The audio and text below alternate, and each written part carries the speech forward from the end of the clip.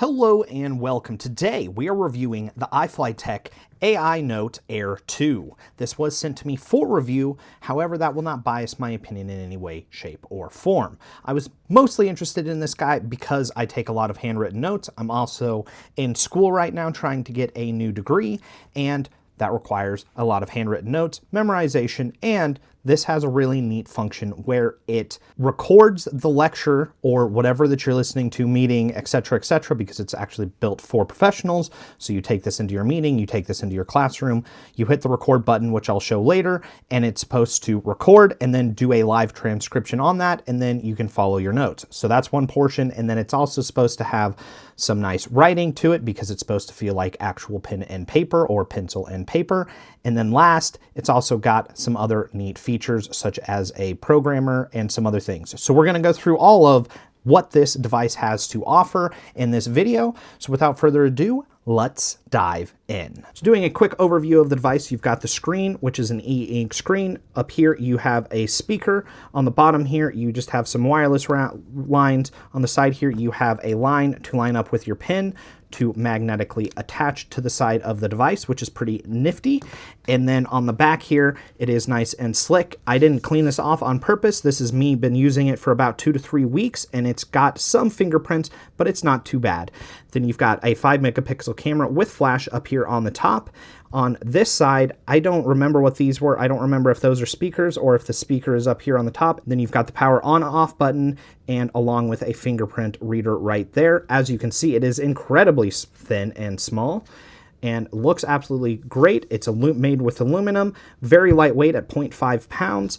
And I just do really like just taking this device is very easy to fit in your pocket or in a backpack or something like that. Comparing it really quickly to the new iPad mini, which is going to be a similar device that you're looking for at a similar price point, this is a lot thinner than the iPad mini by maybe not by a lot, but by a good portion. The camera bump is probably about the same, but the rest of it is thinner. It's also just a little bit, well, it's not wider actually, but it is a little more squared off. So in case you were curious about that. So I'm going to go through the specs really quick because I've got them all written down here. I do believe these are accurate. If they are not, I apologize. But it's got an 8.2-inch HD e-ink screen at 1440 by 1920 with 293 pixels per inch, an 88.5% screen-to-body ratio. The CPU is a 1.8 gigahertz quad-core processor with 4 gigabytes of RAM. It's got a 32 gigabyte SSD with no storage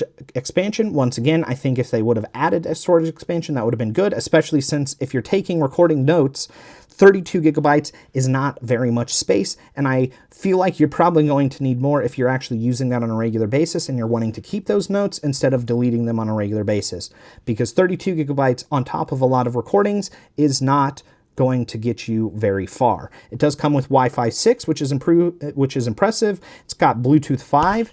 It has 4 microphones and a single speaker on the top, so the speaker is up here. To be honest with you, I'm not 100% sure where the microphones are. It's got a 2600 milliamp hour battery. It uses USB-C charging on the top there.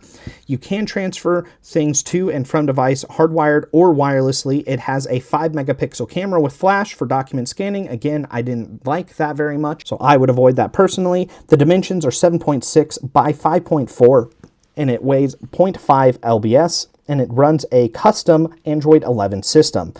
It has a passive Wacom electromagnetic pen, and the reading light / front light has 24 levels of adjustability with warm and cold temp color. It's got ChatGPT functionality, which I do not recommend using personally, just because it's so slow due to the screen. It does have recording capability, which is one of the main selling points. Its retail price is $574.99. However, it's been on sale for quite a while for $459.99, which I think, in comparison to the other tablet prices in this price range, is okay, but seems a little bit high. I think if it was coming in around 300, it would be selling like hotcakes, but I also don't know what the profit margin is or anything else like that, so I'm not an expert in that, so wouldn't ask me. I just feel like the price for what you get is a lot of money. That's not saying this isn't an extremely capable device, but I would say all of the e-ink screens and devices like this priced around that same price point, I find to be overpriced. And I think screens and devices like this should be closer to the $100 to $200 range personally, because I think that's what would make them sell better.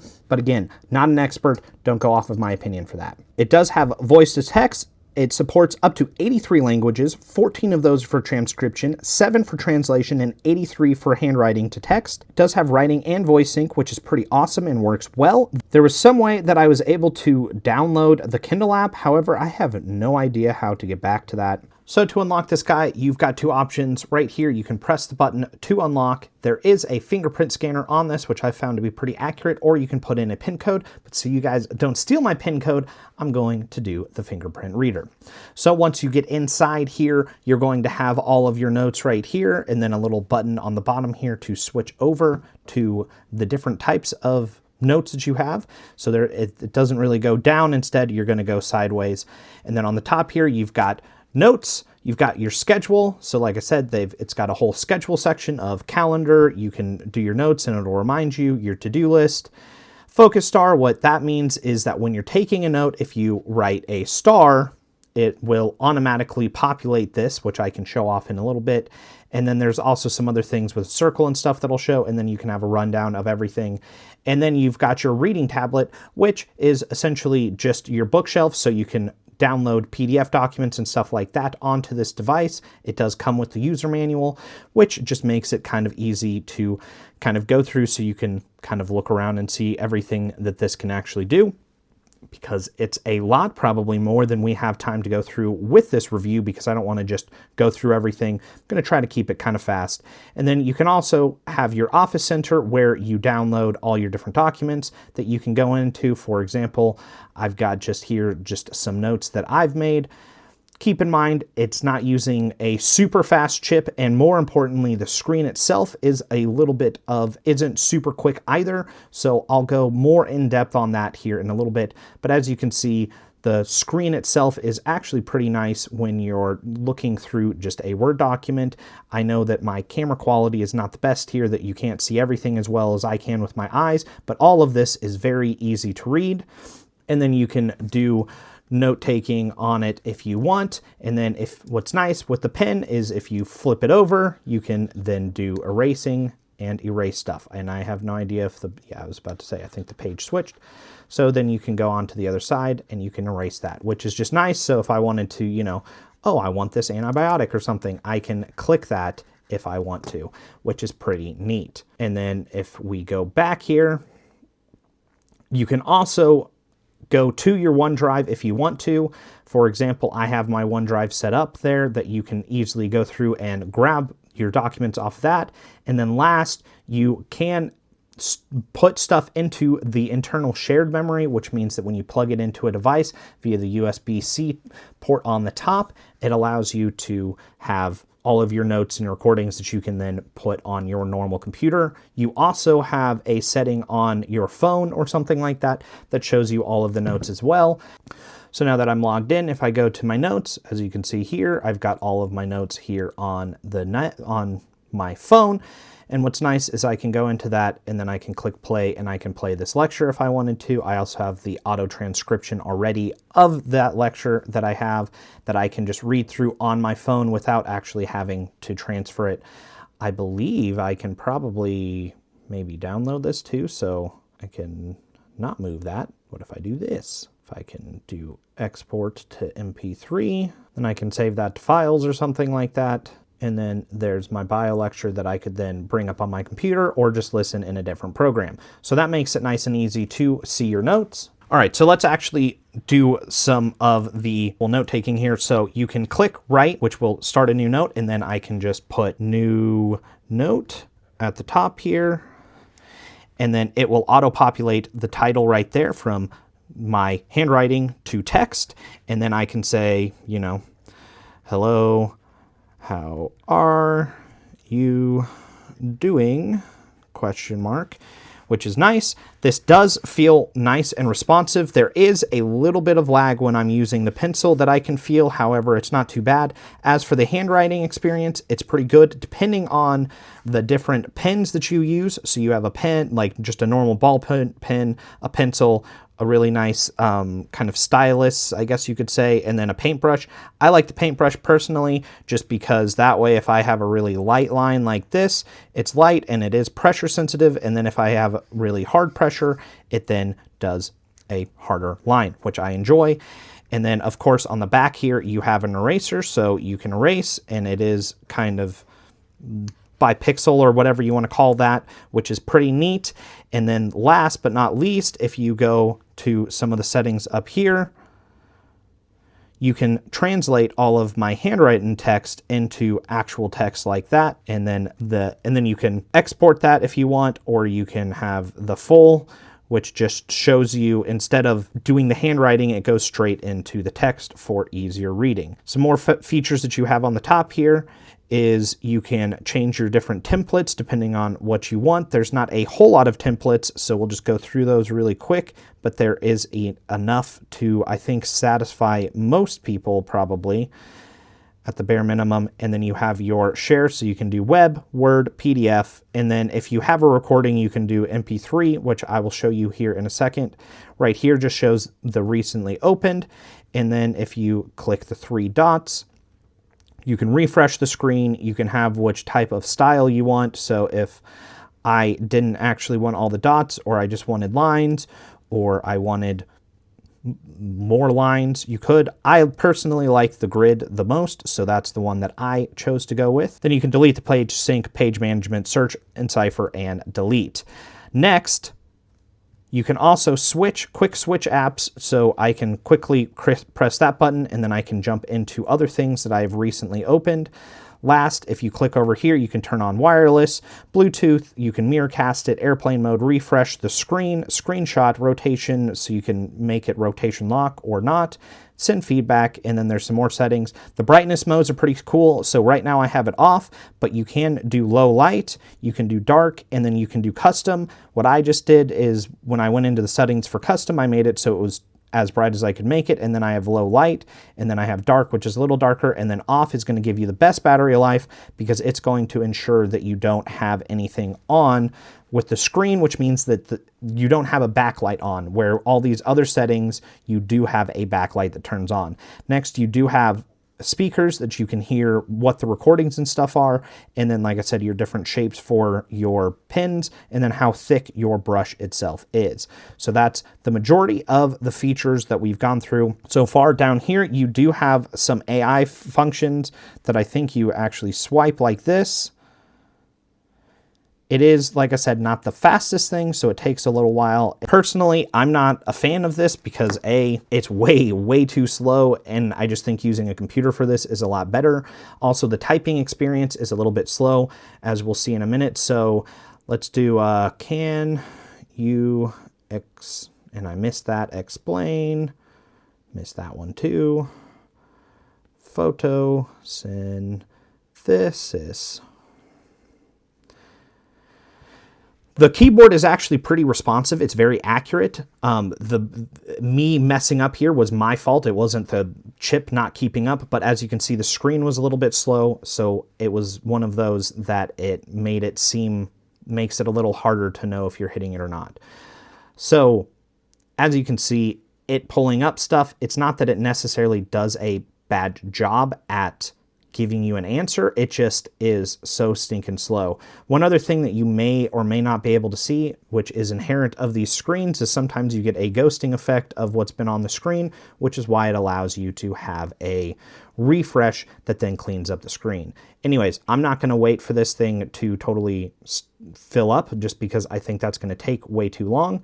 So I'm going to try to exit out of this. The next thing, I don't even remember what this was. I think this is just a quick note. Yeah, so you can take quick notes if you want. Actually, since I have that up, maybe if I get close enough, you might be able to see some of the mess right there just from going through everything.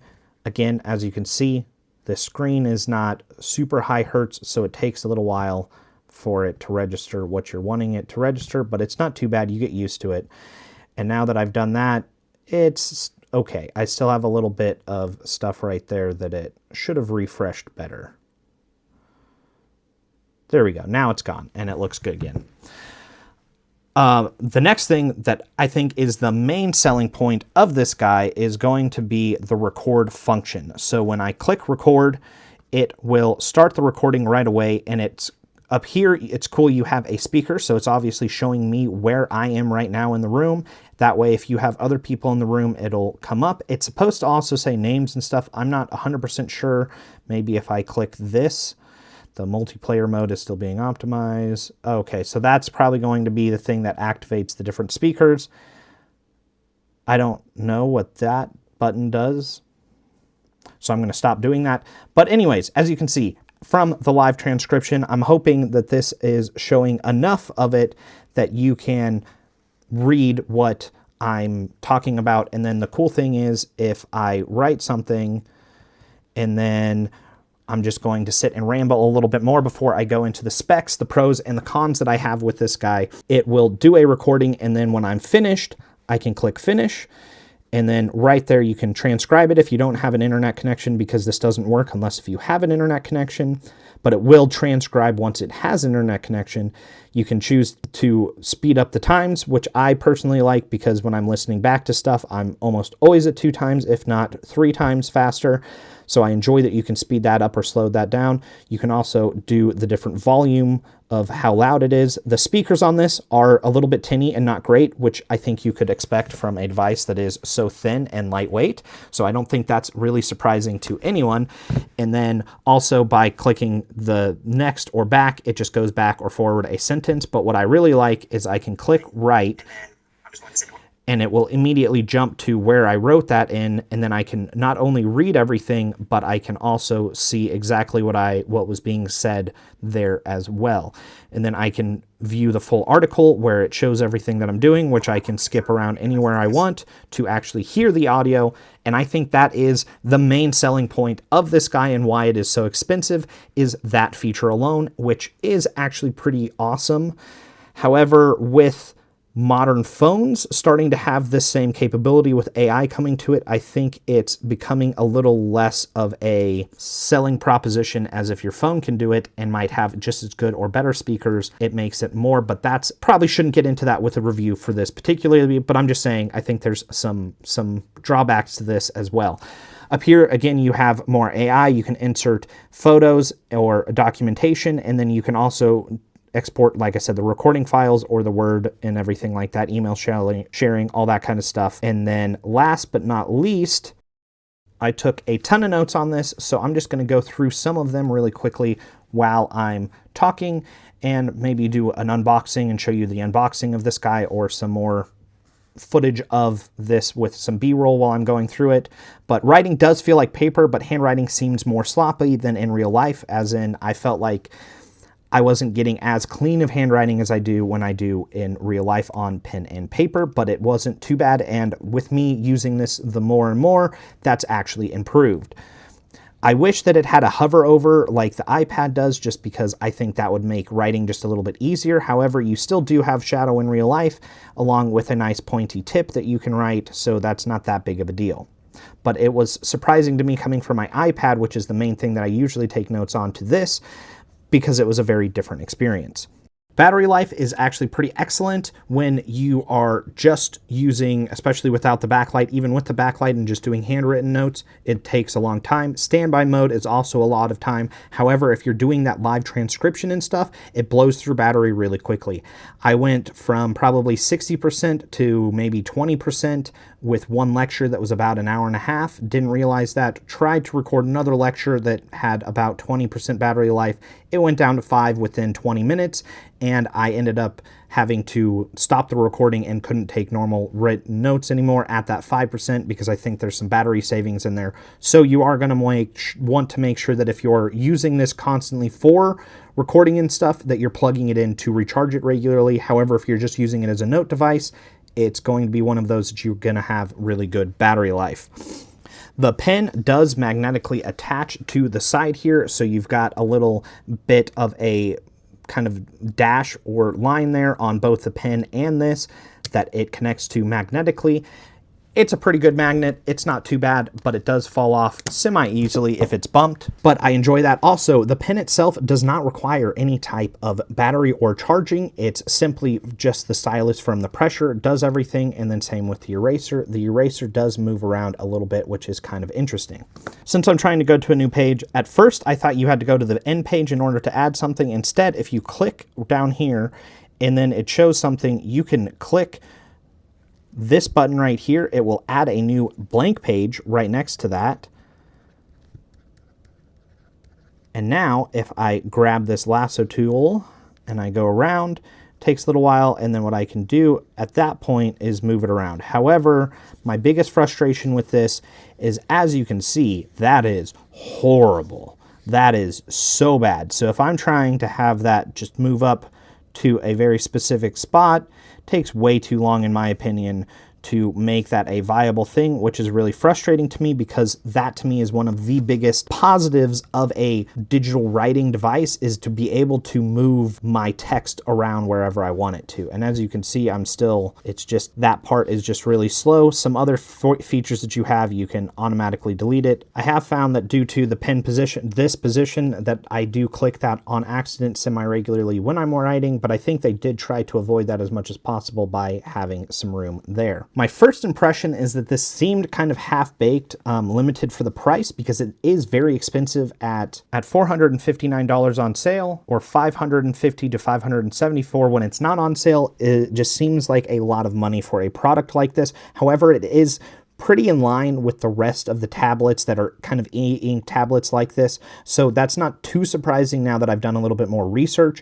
Plus, this one does have AI features and other things, which does kind of set it apart from a lot of the competition that doesn't have those things, even though it is a smaller size. So it's one of those that the AI features really are the things that you're buying here. And I think it holds up compared to other e-ink tablets, but the question that I have is if it's the same price as an iPad mini, which I personally think is a far more capable and powerful device, even though with buying the pencil, it's going to be more. If you buy the pencil used, it's about 50 bucks. Otherwise, it's 129. I feel like this can do everything this can do, but better. But the nice thing about this is that it is more limited, which allows you to be a little bit more focused of, okay, this device is only for this one thing. I'm not going to doom scroll. I'm not going to get distracted watching videos. I'm not going to do any of these other things. However, it's going to be a bit slower and clunkier and stuff like that, but it's going to allow you to focus more, which I think for a lot of people is a positive thing. There are not any other apps that you can load onto this. They're,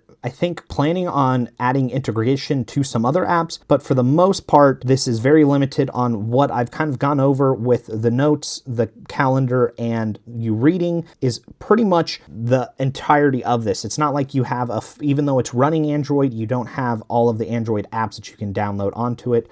For example, like Kindle or any of my other online books that I have, I don't think that there's a way that I can download that app and then access it on this device in order to read it, which is a bit of a bummer. I would love to see them incorporating like Apple Books, Kindle, and Nook so that I have all of those devices automatically on this and I don't have to somehow export those to PDFs and then import them in. Because this is a great device, not only from a thin standpoint, but also from a size standpoint, from grip to fit in your pocket or whatever, that this is a great reading device, especially at night, because you can change the tint of the, if you go into custom and then you do more settings and stuff like that, or especially when you're actually in the reading portion of it, like reading a book, you can change the color temperature of the screen and all of that, which I really enjoy. So it does make it so that reading is better on this device. The startup, when you go from dead to when it's powered off to on, does take a little bit of time, more time than I'm used to, again, because I'm spoiled.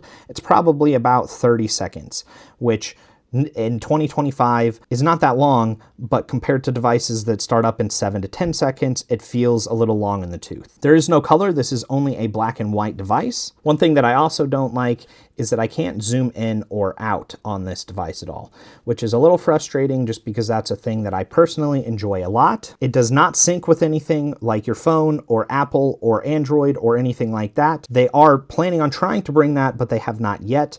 and I don't know, I would never buy a product on what may or may not be coming, only what it is right now. As we went over earlier, I feel like ChatGPT is just very slow, making it not worth using this device for that unless if you have gobs of patience. Also, the digital keyboard is a bit slow just because the screen refresh itself is slow. I think the chip inside of this device is fast enough, but I think you're limited on the refresh of the screen, which is making everything feel a lot slower than it actually is when it comes to the processor inside of it. It does have a little bit of a sunken glass effect, and what that means is that when I'm seeing this edge right here and then seeing the screen below it, I can see that there's some depth there between the top of the screen and what is below it for the screen, which can be distracting for some users. For the most part, for a device like this, I don't find it as distracting as, say, an iPad or something like that, which also has some of the same effect. The document scanning, it does have a camera on the back. It's, if you need it for an emergency, it works. However, I feel like the quality of that is really poor, especially with how good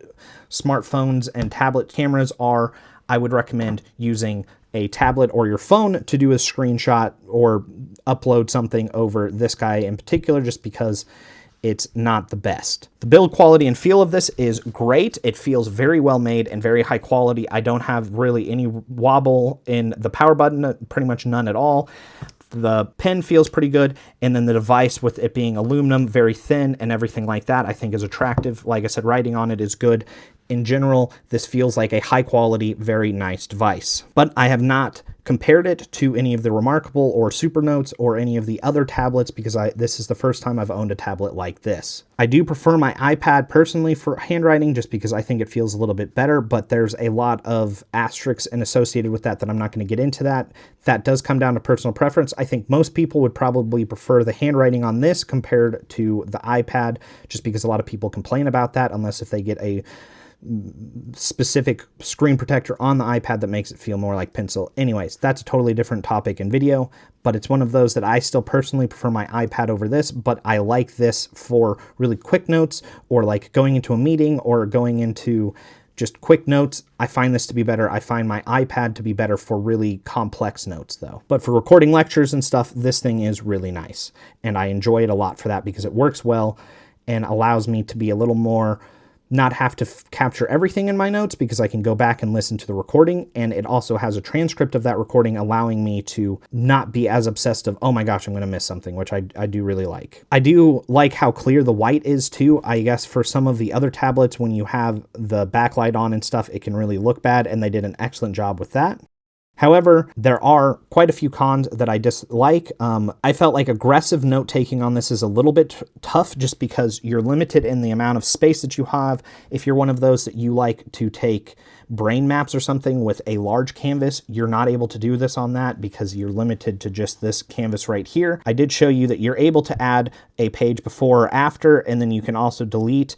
I think you can rearrange pages too, but it's just kind of a cumbersome and slow process due to the screen that it makes it a little more difficult to do that well, that it's a little frustrating to me. The AI recording / transcription is the main feature, not note-taking, so that is something to keep in mind that, again, while this is a note-taking device, the main component of that is the AI recording and transcribing, with you doing quick little tiny notes to remind you of something in the future as a business professional or a student. It's not supposed to necessarily be your one and only taking device, I don't think, based off of the marketing and stuff that I'm seeing. I also find it kind of interesting that with it being so AI focused, it needs the internet connection. However, if you're taking this into a lecture or you're taking this into a meeting, a lot of that is proprietary information that they probably don't want you sharing that could get you in trouble depending on what you're doing. So that's a little interesting. I wish more of it was only on the device and I didn't have to have an internet connection, because then the privacy concern of that would be better. But with it requiring an online thing and going through ChatGPT and stuff like that, it's one of those that I think it's you're going to need to use some discretion there if you're taking recorded notes. I've also found that trying to transfer things onto this device and off of this device isn't a nightmare, but it's not super easy. There is some ways that you can do it wirelessly. I just wish that instead they had a micro SD port that I could just plug it into, put my stuff on that, and then just take out that micro SD port and then put it into my computer and transfer it that way, because I think that would be a lot less cumbersome. Like I said, there's OneNote or OneDrive that I can attach to this. However, I can't upload directly to OneDrive that I'm aware of from this device. So it's just one of those that I feel like getting things off or onto this device is so difficult that, again, it limits me wanting to use this as a main device, and it's more of kind of a supplemental device, and at this price point makes it really difficult to justify that type of a purchase. So if you have any other questions about this particular device, please do let me know, because I'd be happy to answer them in the comment section down below. Overall, I think this is a very neat device. I'm glad that I got to test it out. It definitely has some certain unique use cases in my life. Personally, I think I'm going to use this a lot for just quick note-taking, and then when I'm at school or something, I might still use this for its recording features, but definitely going to be using it at home a lot for a lot of those types of features. If you enjoyed this video, leave a like. If you didn't, leave a dislike, and of course, hit that subscribe button if you want to see more content like this.